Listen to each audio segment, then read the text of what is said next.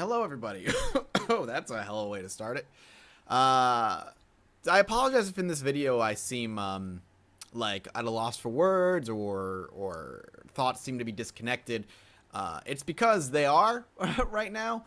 It's a few hours after I released my super secret project that I've been talking about for months at this point, for people to see, and the response is not quite what I expected, in a good way, in a very, very good way.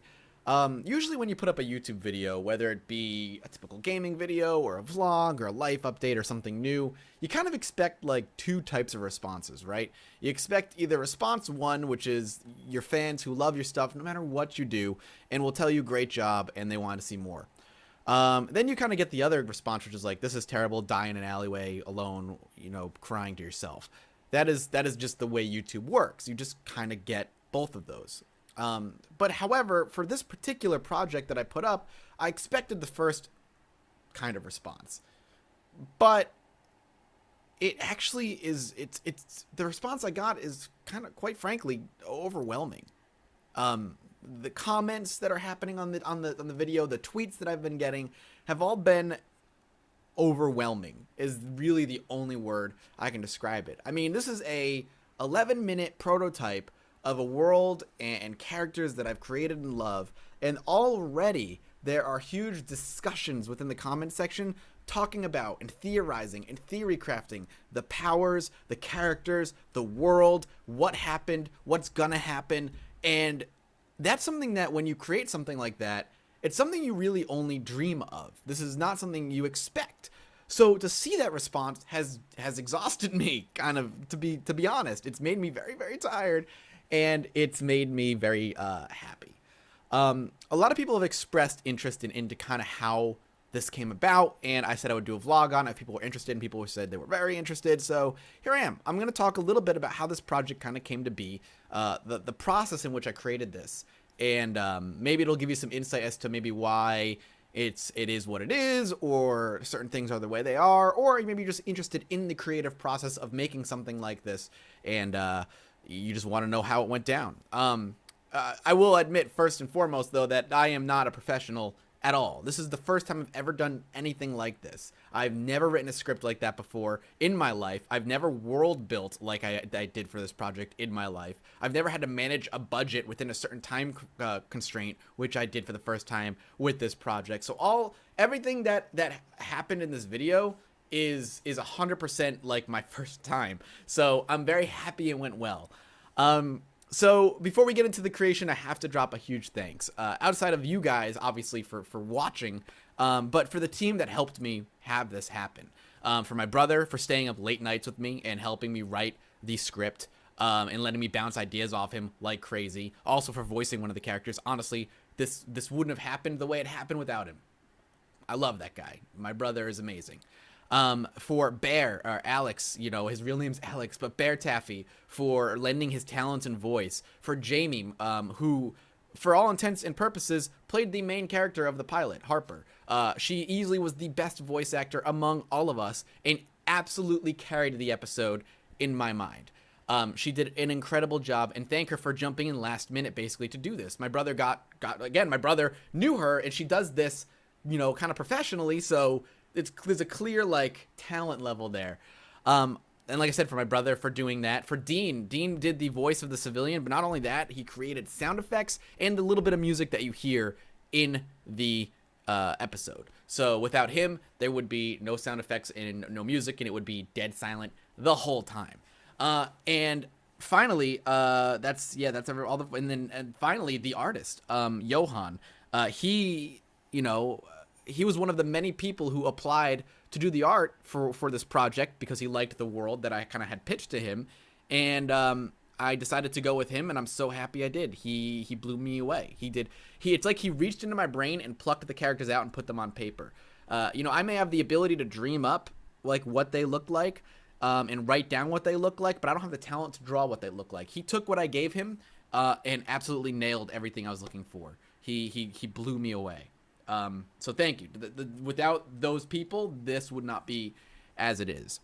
So basically the way this all went down is that Maker Studios, which is the network I'm with, asked the talents to pitch them a 2-minute video idea. If you have a cool idea for a show, pitch us a 2-minute video, and if we like it, we'll greenlight it, and we might fund you some money to create a prototype for us. So I pitched them a 2-minute video idea, and I didn't hear anything for weeks. And then about 3 weeks later, they emailed me back saying they liked the idea, and they were going to fund me some money to create this prototype. I had 1 month to create it. This made me panic a little bit because 1 month is not a lot of time. And I now had 1 month to find an artist, write a script, create characters, and build a world. That's a lot of work for 1 month. I'm surprised I did it. So I immediately, it's one of the benefits of being a YouTuber or being someone online, having a fan base of some script. Because I tweeted out I was looking for an artist. Now, luckily, I have a lot of artist friends, and they tweeted it out and sent it out. And a ton of people applied. And so many talented people. But I had a very particular style in mind, and I was looking for a very particular style of artist to do it. And again, everybody who sent me their applications, they had such cool styles and were incredibly unique. But Johan stuck out because he kind of nailed what I was looking for. So I contacted him. We talked about, money, payment, all that other stuff. And he basically said he needs 3 weeks. He'll need 3 weeks to do this. He'll need 1 week for character designs, 2 weeks for storyboarding, I believe is exactly how it went down. So I agreed. We signed things, and I took care of them, and we went on our thing. That meant I had a week. I had a week to build this world and to create a script that I could send off to Johan to start storyboarding. The story idea came from Dungeons & Dragons. At the time, I had just started a new campaign and I had created a new character, and the character was a halfling who was constantly drunk. He was a wizard diviner, a divining wizard. Basically what that meant is he would have visions of the future, and through his magics he could change things in the future and stop people from being hit or killed or whatever. I liked that idea a lot because it meant a lot, but I wanted to take that idea and do something else with it because I think there's a lot of potential for that idea. And I was reading comments, people are like, did you take inspiration from this or this or this or this? And I guess the answer to that question is yes, because I took that initial inspiration and put it all into my D&D character that I never expected would do anything else. Then I took my D&D character, and then I took that idea and I did something else with it. So there's obviously a lot of inspiration from a lot of different subjects when I created this. So I had a week to create these characters, and that's where the initial story idea came from. With that idea, I basically went to work. The first thing I wanted to do was a setting. I wanted to find a setting. I started in fantasy because that was where the character initially came from. And then I went to modern day. Then I went to near future. And then I went to the far future. And then I came back to a distant but still kind of close future. And I settled around there. And it's funny because I kind of laid that out very quickly. Like I did this, this, this, and this. But that was days of me sitting there, racking my brain, trying to figure out the story I wanted to tell in the right world in which to tell it. And eventually I was able to nail down the world that I wanted to tell. I want the world I wanted to tell the story in.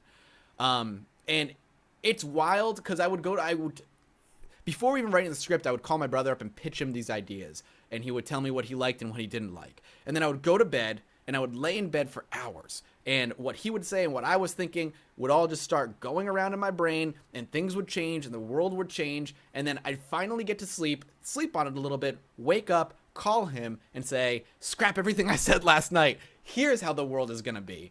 And that happened for a couple of days, until I finally figured out the world I wanted. The next step was to figure out these powers. Initially, these powers were very, very vague, but one thing that I talked to one of my friends about, Rob, Alpaca Patrol, was how defining powers is going to be the most important aspect of telling your story. Because if somebody's too powerful or the powers don't make sense, it's quickly going to be picked apart or just not interesting. So if I gave, initially, let's put it this way, initially, there weren't seers and weavers. There was a single type of person who could do both. They could see the future and change the future. And that was just too much. And I remember trying to figure out, how am I going to bring their power level down? How can I bring them down to a realistic power level and not have them be like gods essentially on this earth? And I did a lot of things. there were a lot of ways I tried to ground these people. Probably like 5 to 10 ideas that I went through, that were like, I could do this, or I could do this, or there could be this, or this item, or blah, blah, blah, blah, blah. Or they discovered that. I have it all written down, and it's all scrapped, but I have it written down and saved, until eventually I came up with the proposition of splitting them, taking the power to see the future and taking power to change the future, and make them 2 separate things.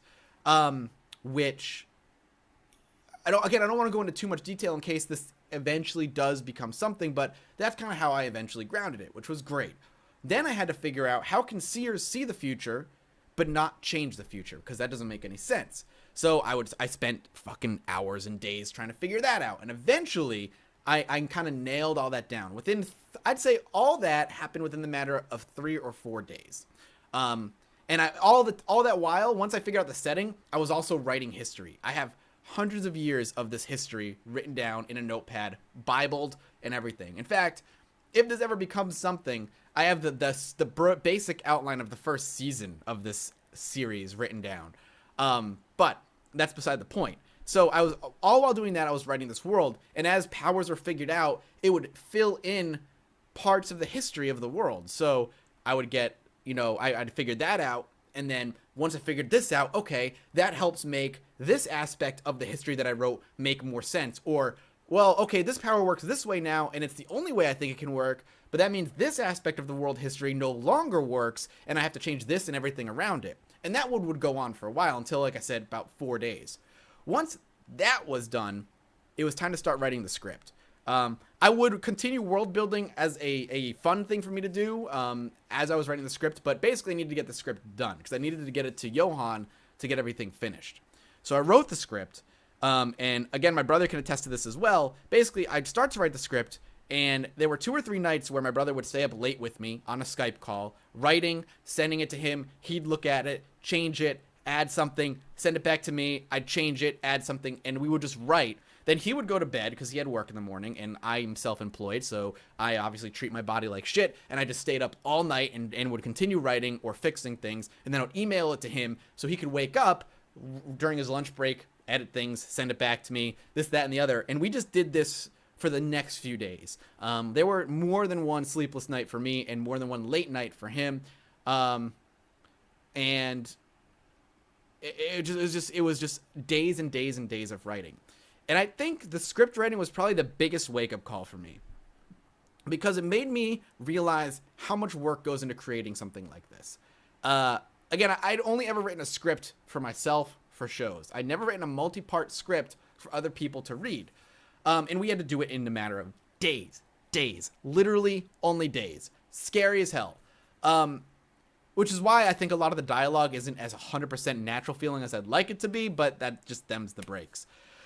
So it's interesting to write a script because I loved my world and I wanted to get people hooked, but I wanted to leave them with questions. I wanted them to wonder, well, how does these powers work? It doesn't make sense to me, or it seems overpowered, or how does this work? Or what about the world? Where in the world are we right now? How far in the future are we? How does the government work? But I also wanted to answer enough or give enough information when people go, that's really cool, or that's really interesting.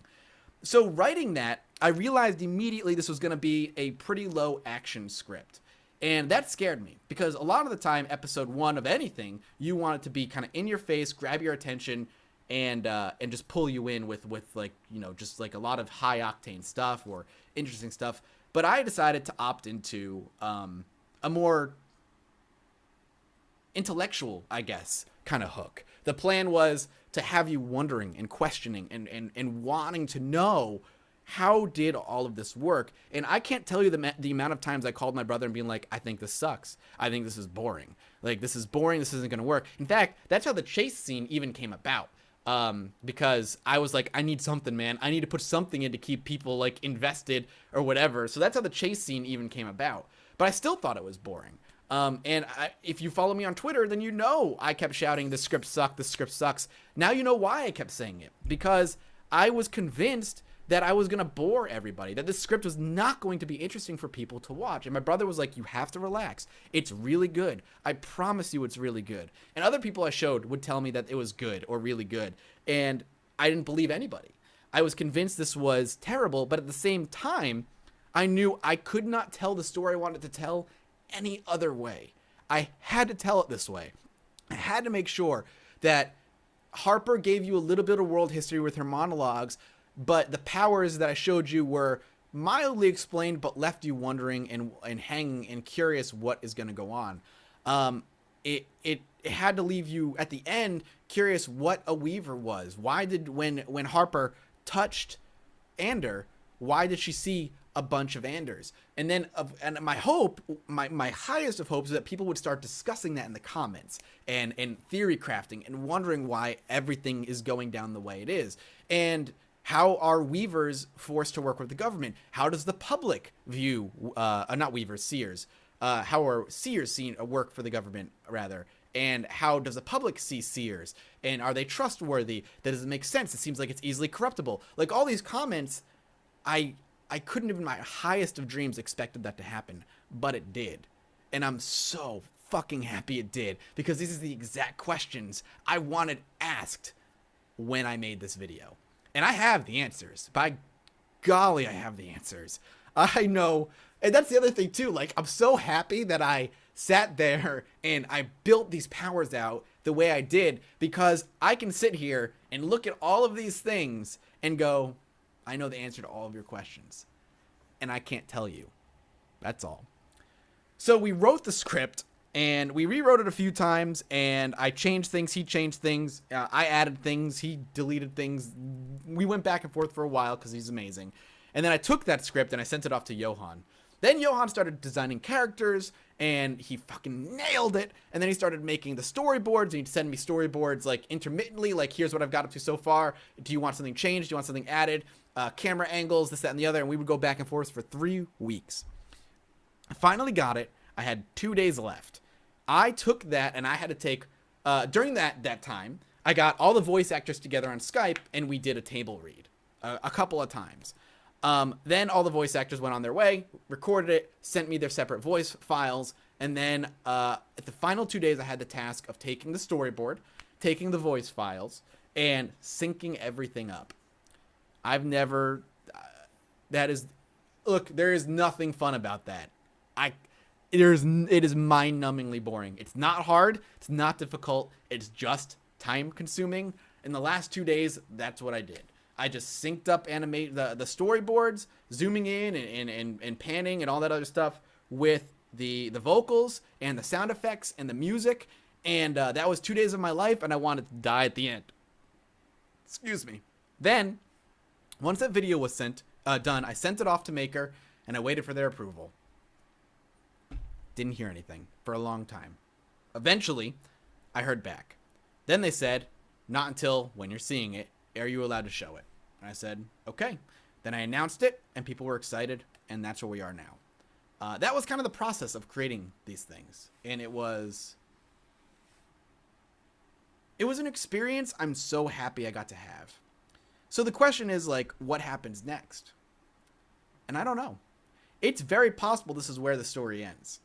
It's up to Maker now to do anything with it. They have control over it at this point. If they end up doing nothing with it, I will try and do a couple of things to push it forward. However, right now I can't do anything with it, this very moment. If you want to do something to help, as people keep saying they want to, the only thing you can really do is spread the word. Show friends, show family, people who you think will be interested in it. Don't just show grandma, but grandma won't like it, I promise. Unless she's a cool grandma, then she'll like it. Tweet at Maker Studios, hashtag Weavers, that kind of thing. Just get the video out there, and if people like it, it'll take on a life of its own, and maybe something will happen. If not, them's the breaks, and that's the end. Hope that gave you guys a little bit of an insight as to how this all went down. It's been a wild few months, and I'm happy I did it, and I'm so happy you guys are enjoying it. Thank you so much for watching it. Let me know what you guys think on the video, not on this. Like, you can obviously comment on this and all this stuff, but specific video stuff, I'll make sure I link to the video. Go watch it. Go comment on it. Tweet at Maker, at me, hashtag Weavers. Let them know that you love it. Thank you guys so much. And I'll see you next time. Bye-bye.